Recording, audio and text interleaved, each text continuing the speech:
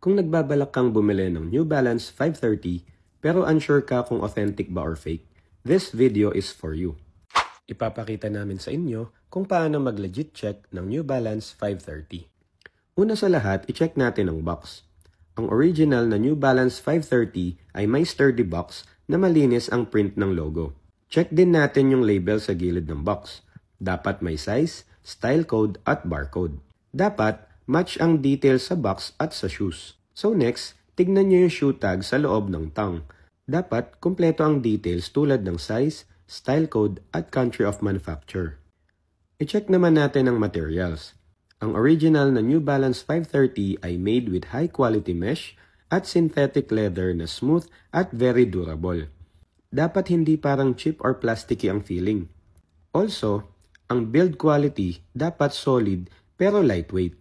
Hindi dapat siya sobrang tigas or parang madaling masira. Of course, wag natin kalimutan ang end logo sa gilid. Dapat pantay, malinis ang pagkaka-attach at walang glue marks. Tignan din natin ang stitching. Dapat walang loose threads o sablay na tahi. Sa heel, meron siyang 530 na branding. Ang font nito dapat clear, sharp at centered. Meron din siyang 3 dots na malapit sa 530 na dapat ay buong buo at kitang-kita ang butas. At dapat malinis din ang pagkaka-place ng absorb sa midsole. At alam nyo ba na ang absorb ang dahilan kung bakit malambot sa paa ang NB530? Baka pang 20,000 steps yan. Check naman natin ang insole. Dapat kitang-kita and malinaw ang print ng NB, New Balance at running sa kanyang insole.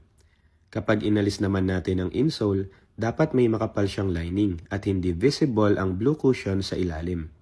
Now, punta tayo sa outsole. Ang authentic pairs ay may defined thread pattern na malinis ang pagkakagawa. Plus, ang New Balance logo sa sole ay dapat embossed at very clear. Kung nagustuhan nyo ang video na to, make sure na nakafollow kayo. I-click nyo na din ang bell icon para updated kayo sa susunod nating legit check content.